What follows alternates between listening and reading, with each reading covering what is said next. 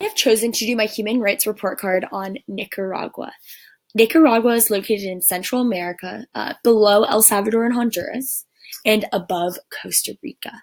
So decided to give Nicaragua the grade of a C minus because right now there are some prevalent human rights issues. But also, when you look at the facts and figures, the country isn't failing. So first, I'm going to go into the human rights issues. So one of the human rights issues in Nicaragua is violence against women and girls, which in turn ties to the sexual and reproductive rights. So currently in Nicaragua, there's nothing done to protect the lives of women and girls when it comes to sexual assault. Any attempts by the government to combat sexual assault in Nicaragua has been ineffective. To put some statistics to the problem, 2/3 of sexual assault involve girls under the age of 17. Half of that number are girls under the age of 14. In Nicaragua, there is a large stigma attached to rape, meaning that, or the stigma is that when a woman or girl gets raped, they are the one who is blamed, not the attacker. And because of this, and because the justice system has so many failures and lack of resources to condemn attackers, they often walk free. Another issue is the government doesn't do anything to support any young survivors of rape with resources they need to rebuild their life. When the rape happens, sometimes it can result in pregnancy. But in Nicaragua, there is a complete abortion ban that makes getting abortion illegal and makes the women criminals. So it bans all forms of abortion, including pregnancies as a result of rape, incest, or life-threatening. This was put in action in 2006, and since then, the government has taken no steps to repeal it. There's been even UN committees that have been pushing them to try to ignite change, but nothing has happened. Another human rights issue in Nicaragua is political discrimination.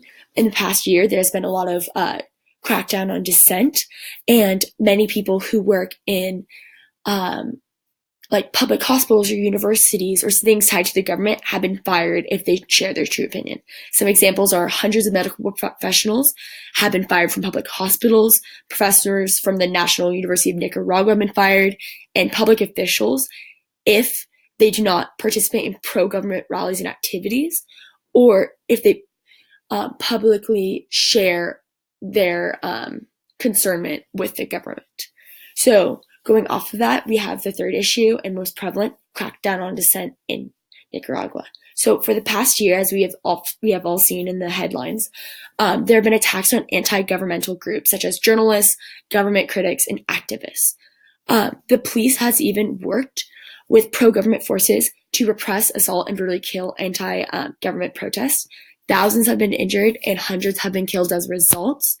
The police have also kidnapped hundreds of people through finding loopholes in the government, whether it's policy or labeling them a terrorist. These people have been subjected to abuse and torture, some returning to their families after a few weeks and some not. This is something that is happening and is not hitting media, and so many people are not aware. One of the main groups of people who are tortured and threatened are human rights defenders. So the people who are trying to make the change are the ones who are actually being threatened and accused. One example of this is in December 2018, many NGOs in Nicaragua were stripped of their title. One of the notable attacks happened in November of anti-governmental groups being injured, and basically the pro-government groups along with the police took stones to physically hurt people and even went as far as destroying the places where they were seeking refuge. And the issue with this is the government, once again, has taken no action to condemn the attackers, punish them, or even protect the other people. So now going into current news, going off of what I kind of said earlier, is talking about the significance of NGOs being stripped of their power. So this is the article I will be talking about. In December 2018, a list of NGOs were stripped of their power. And basically why they did this is because those NGOs were actively taking steps to combat human rights issues. But combating human rights issues basically is in direct fighting with the government. So the government stripped away their status. If you even try to look up the NGOs, only half of them still have websites, while most of them you can't even find online.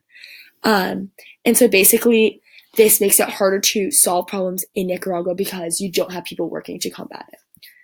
Now going to images. The first image I found was really striking. It was in a protest having to do with the abortion ban, and it says in English, basically it's saying abortion, legal abortion and safe abortion leads to no death. And so by making abortion legal, I think that's how we can solve one of the human right issues, which is violence against women and girls, because if you make abortion legal, that's just one step to protecting the lives of those women. Another image I found provoking was this one. It is a mother being torn away from her son at a protest by a police officer. It just shows the inhumane treatment that these protesters are facing, as you can see with like many of the other photos. So I decided, once again to summarize, to give Nicaragua a C- because the country is facing a lot of problems. When in comparison to other countries, it is not failing, and the death rate is much lower than other countries facing harsh human rights issues. But I do believe that the situation in Nicaragua is becoming worse and worse. I will not be surprised that if in the next year or two, if the government continues to not take any actions to help the country, that their grade will go much farther down. Thank you for listening.